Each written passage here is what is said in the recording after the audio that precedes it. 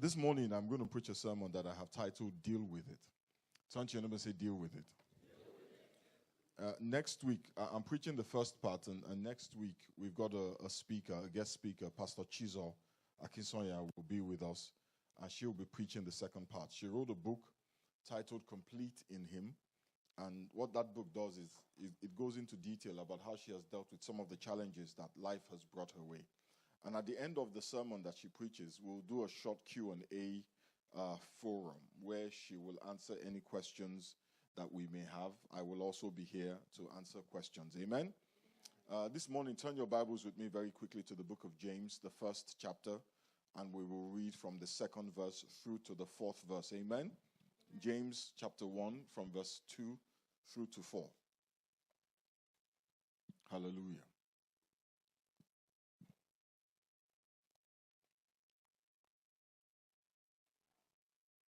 It says, consider it pure joy, my brothers and sisters, whenever you face trials of many kinds.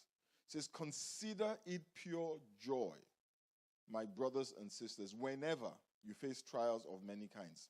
Because you know that the testing of your faith produces perseverance. Let perseverance finish its work, so that you may be mature and complete, not lacking anything.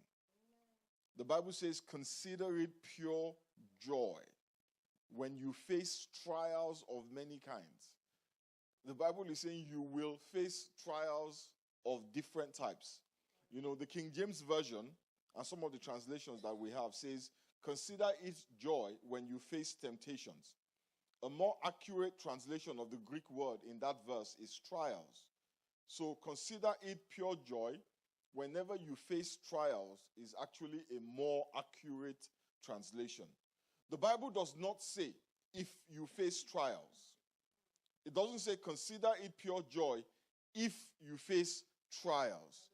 The Bible says when you face or whenever you face trials. And the Bible is also very specific. It says trials of different kinds. Let me point out something here. If the Bible says when or whenever you face trials, the Bible is telling you that with trials, the question is not if, but when. The Bible did not say if you face trials. If the Bible had said if you face trials, the Bible is implying that trials are only a possibility. And if trials are only a possibility, then we are within our rights to expect that we would not face any trials. I mean, why should you be the 10% or the 20% or the 30%? If it's a possibility, you have every right to demand that you not face any trials of any kind. Because the Bible said if you face trials. Instead, the Bible says when you face trials. The implication of that word when is that trials are a certainty. Trials are a done deal, amen? The issue with trials, the only uncertainty with trials is the timing. Amen? The only variable when it comes to trials, when it comes to challenges, when it comes to difficulties is timing, not occurrence.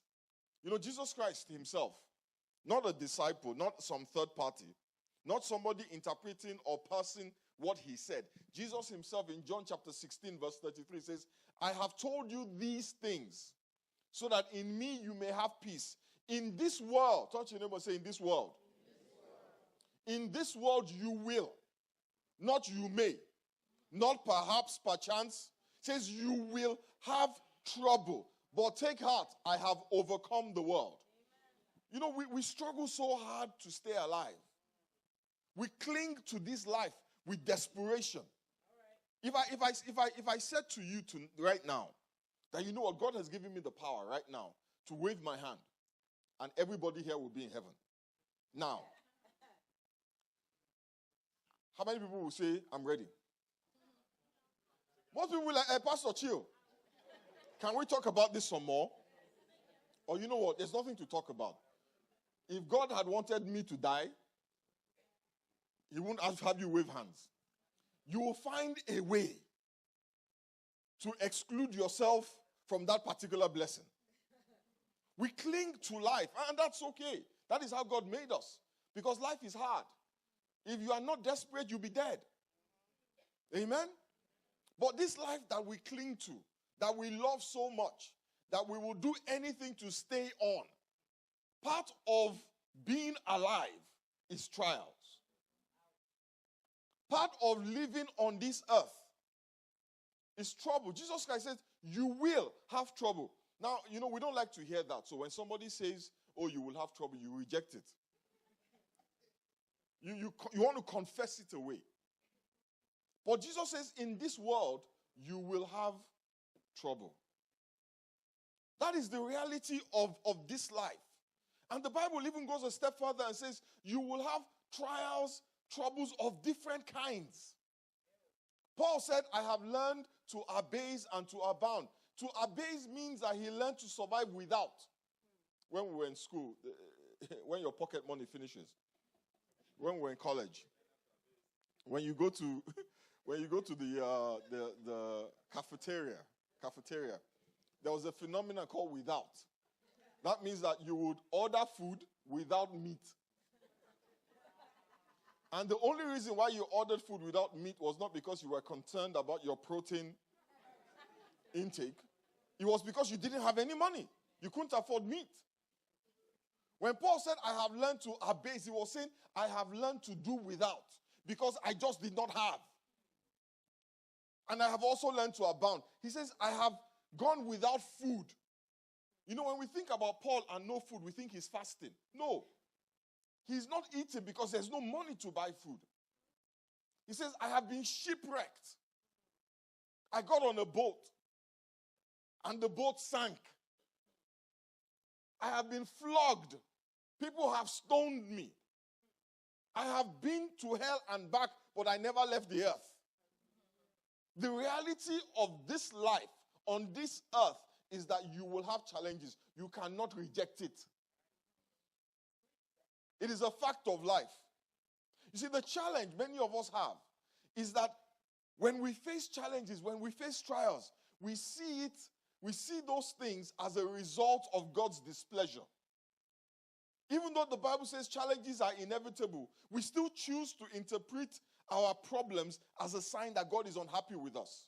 So when our car breaks down on the way to work, the first question is, what have I done? Yeah? When we get a bill that we were not expecting and we cannot afford to pay, the first question is, what have I done wrong? Why me? When we go for an interview and the interview goes well, but we don't get the job, we start to ask, people start calling me, Pastor Femi, what did I do to God? Because we believe, or we have come to believe, that challenges are a punishment for something we have done wrong. If my boss yells at me, I didn't pray this morning.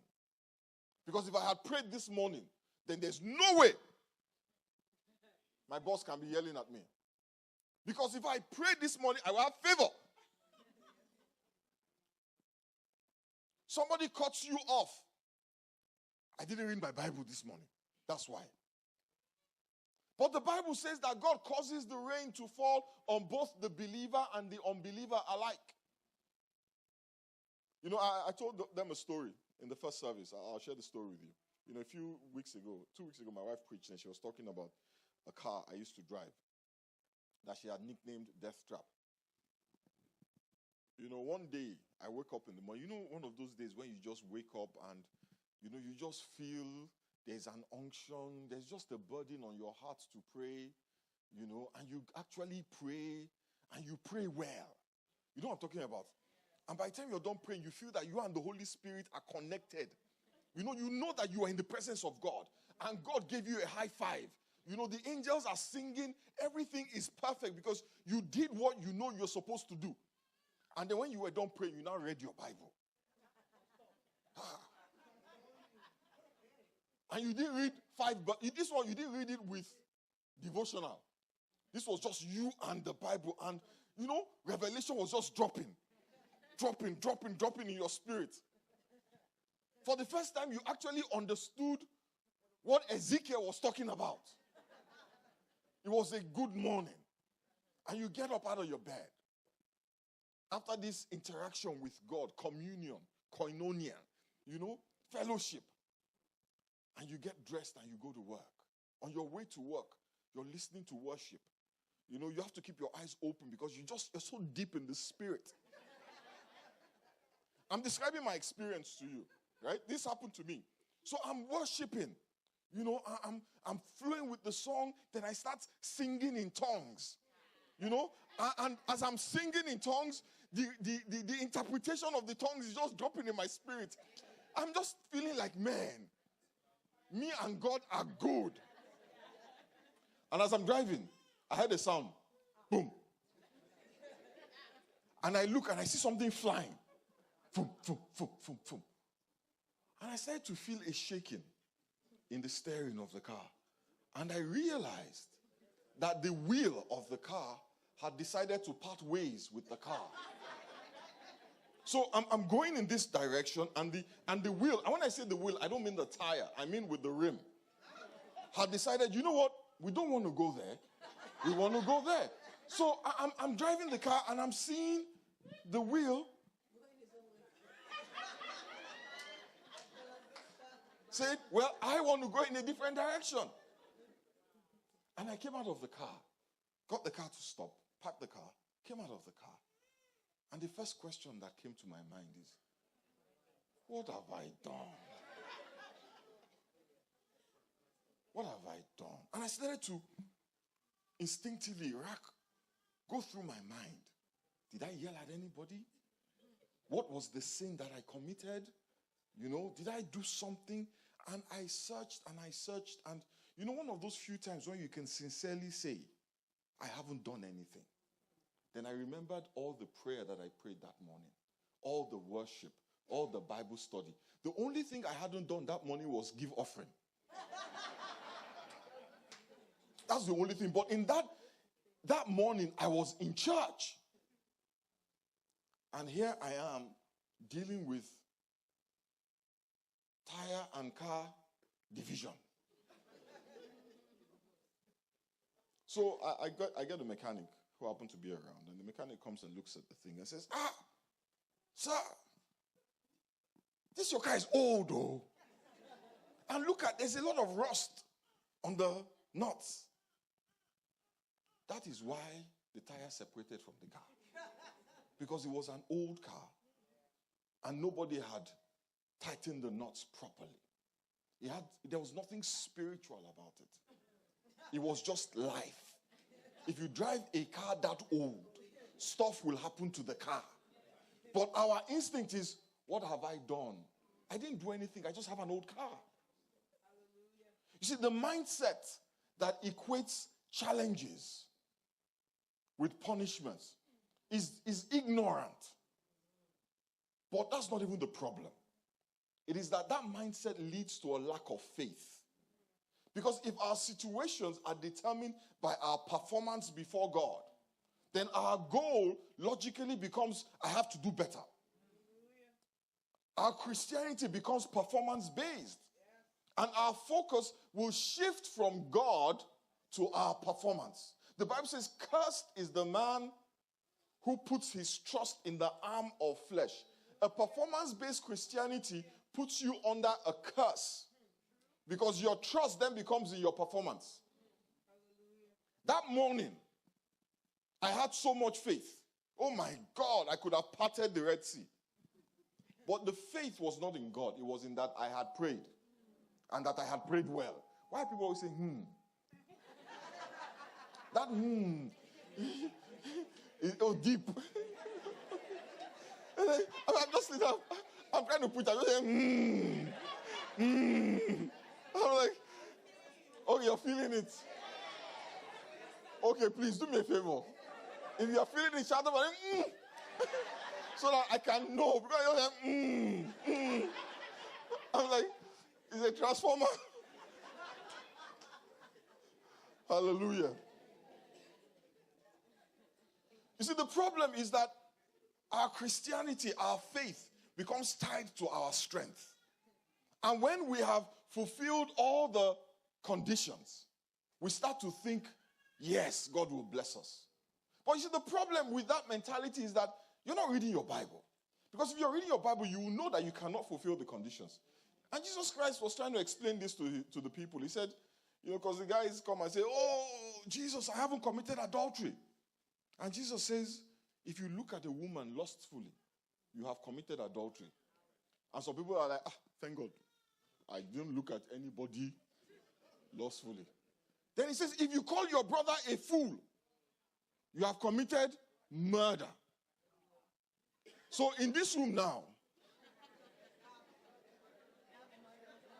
without killing anybody, we've got a bunch of murderers. Chances are you're sitting next to a murderer who in their heart has already murdered you.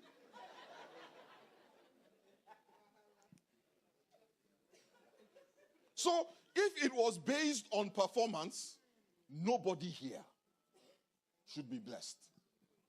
When the Bible says all have sinned and fall short of the glory of God, Jesus Christ was trying to tell us that you needed to climb down from that self-righteous horse. Because some people were sitting on it. Because they were looking at their performance and thinking, you know what, I'm doing good. And he elevated the discussion to go beyond your hands to your heart. And when we get to your heart, you find out that you don't qualify. You see, there are some people that will tell you that challenges are the works of the devil. And I agree with them.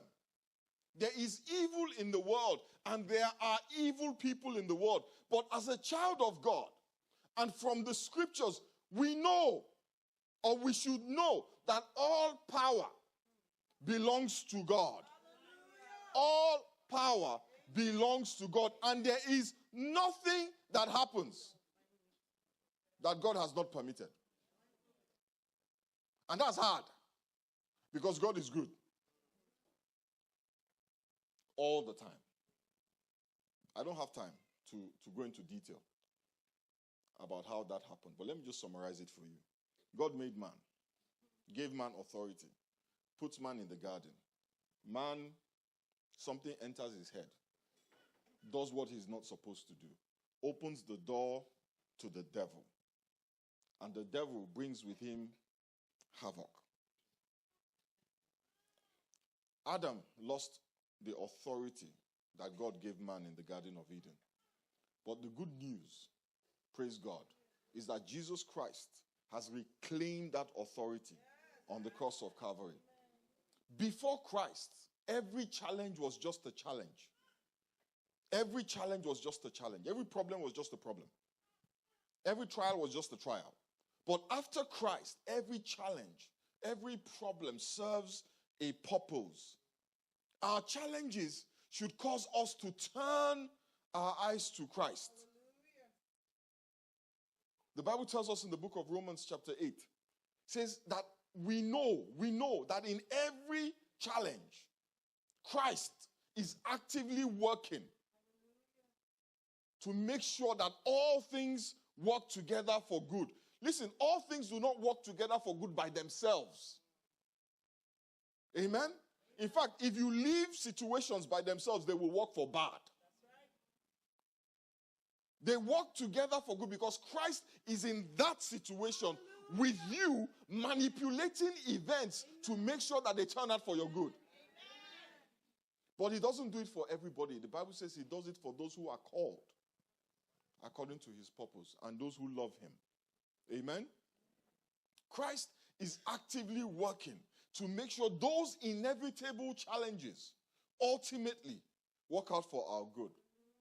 That is why James said in the verse that we read at the beginning that count it all joy. Count it all joy when you face trials, because you know that those trials are working for your good.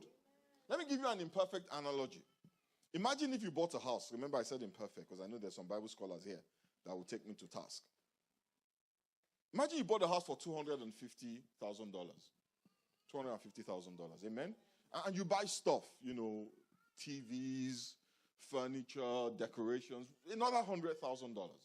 So this house, with all the stuff in it, is worth about $350,000. Amen? But then you insure that house somehow. I don't know how. But somehow you insured the house for $5 million. Yeah? So you bought it for 350, but then you insured it for 5 million, right? Then one idiot arsonist comes along. He's not happy that you're happy. He's not happy that you've got this house, and he thinks to himself, what, if I can destroy this house, I'm going to make this person's life miserable. So he lights a match and sets fire to the house. And the house burns to the ground. And you look at the house. This is a house you saved for years to afford the down payment. You've got some furniture in that house that you just loved. And now it is all gone. How would you feel? The forgetful and the ignorant will start to cry, oh, my house, oh, my savings.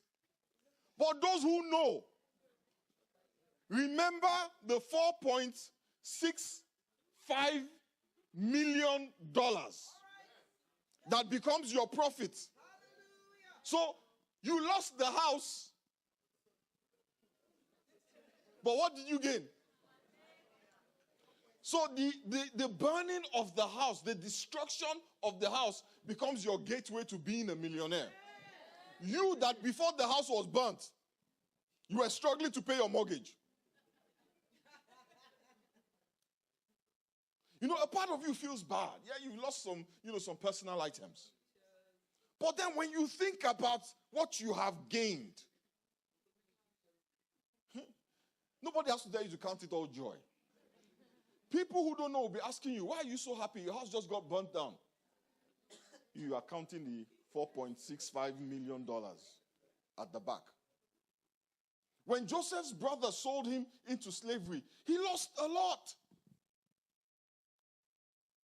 Joseph's brothers, out of envy, sold him into slavery.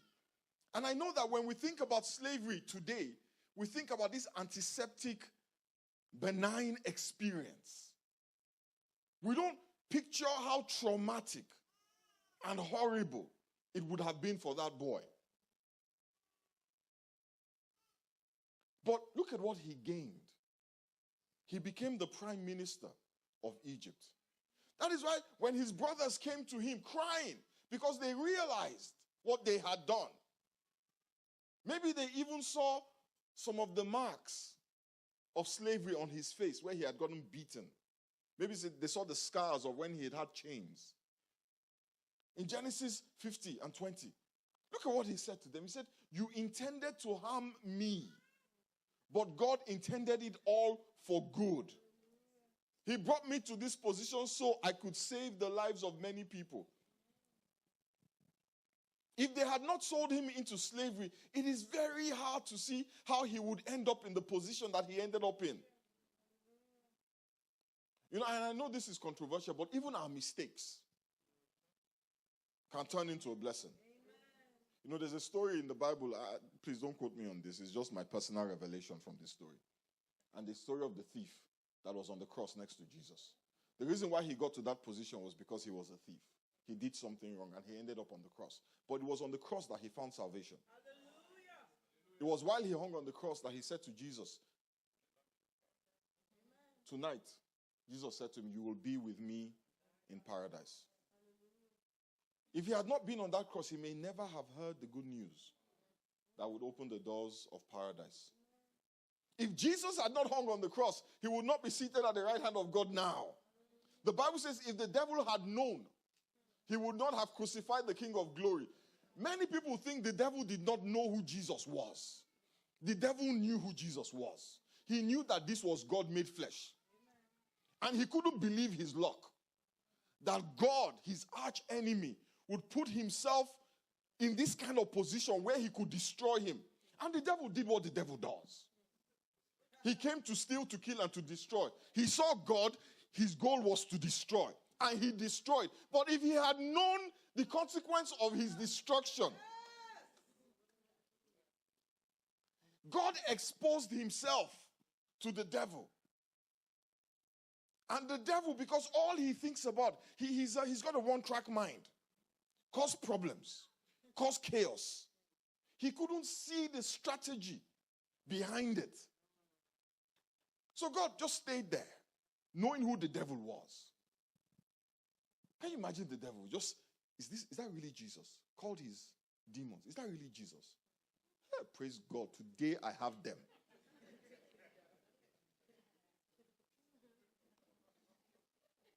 The devil had no idea what God intended to do with that situation.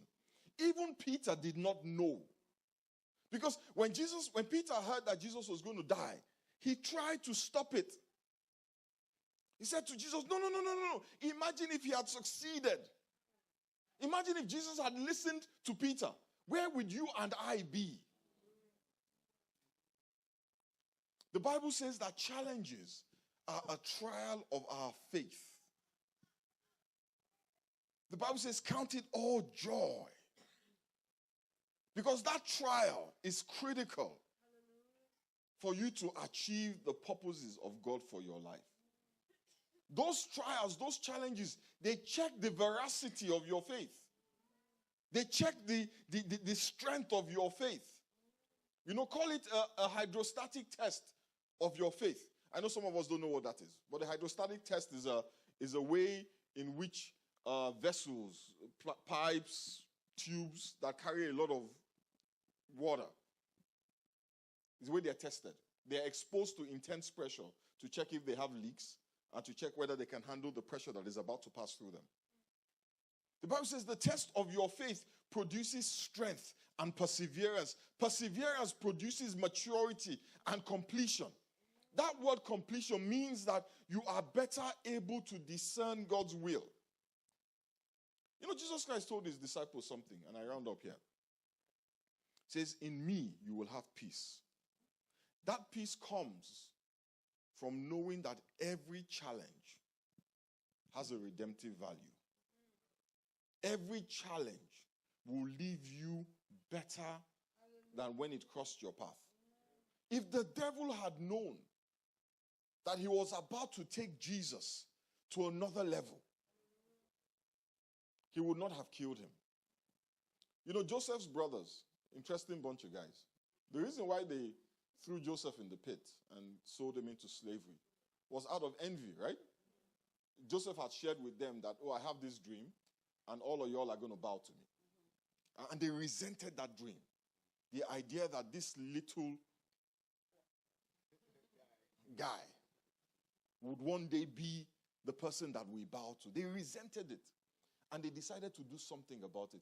Imagine if they had known that by throwing that boy in the hole and selling him into slavery, they were going to fulfill the prophecy. Hallelujah. Do you think they would have done it? If they had known that the thing they were most afraid of was going to happen because of their envy, would they have done it? No. We keep asking for destiny helpers.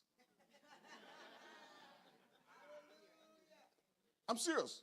We keep praying every day, Lord, send me destiny helpers. He sent you one. That's your boss that hates you because of the color of your skin. He's a destiny helper. So when you go to work in the morning and they're making fun of your accent, count it all joy. When you get to work and they give you the pink slip, count it all joy. Because that pink slip is a destiny helper. In the same way that the devil was Jesus' destiny helper. In the same way that Joseph's brothers were his destiny helpers. That's why the Bible says, count it all joy, pure joy. Because the people whose hatred right now is palpable, that same hatred is what God is going to use to elevate you. But we have this theology, oh God, why me? Why me? The Bible says weeping endures for a night. But joy comes in the morning. Every challenge you face will leave you better than when it crossed your path. But it is only in him. If you are not in him, then your challenges are just that, challenges. If you ignore him, then your challenges will only inflict pain. And there will be no reward at the end. Yes, weeping endures for a night. but joy comes when the dawn breaks. If you are in Christ. If you're not in Christ, it's just one long night. No dawn. Just weeping and weeping and weeping and weeping and weeping. This morning, I want us to bow our heads and pray.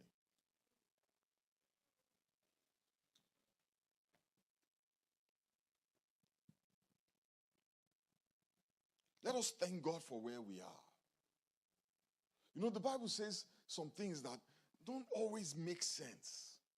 It says, in all things, give thanks. And when you think about what you are going through now, you find it hard to give thanks. Thanks for what? For not being able to pay my bills? For losing my job? For not being married at this age? Give thanks. Because God is working something. That when you get to the end of it, you also, like Joseph, will be able to say, you meant this for evil. But God meant it for good.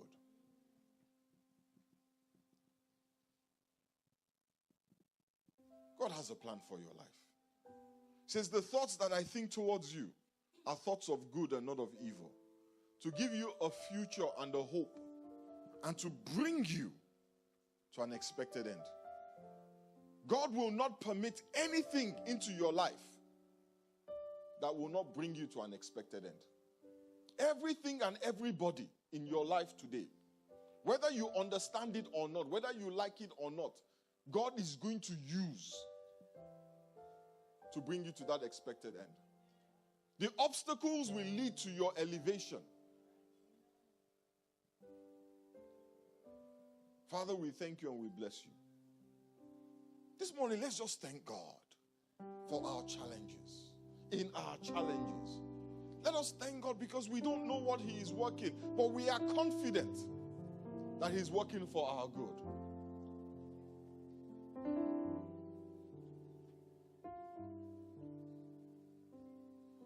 And for those of us here who are not in Christ, who have never said, Father, I accept that you died for me, that your blood was shed for me, who have never accepted the sacrifice of Calvary, weeping just endures.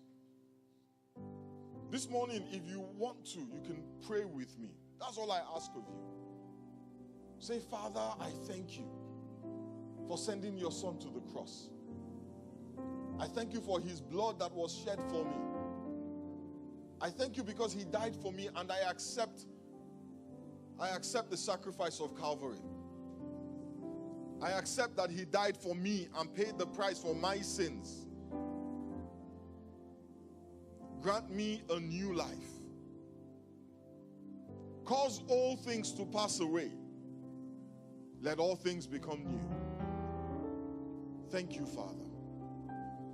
Father, we pray for all your children who are here this morning. Irrespective, Father, of where we are. We thank you because we are confident that in all things you are actively working for the good of those who love you and are called according to your purpose. We give you praise and we give you glory. In the mighty name of Jesus we have prayed. Amen.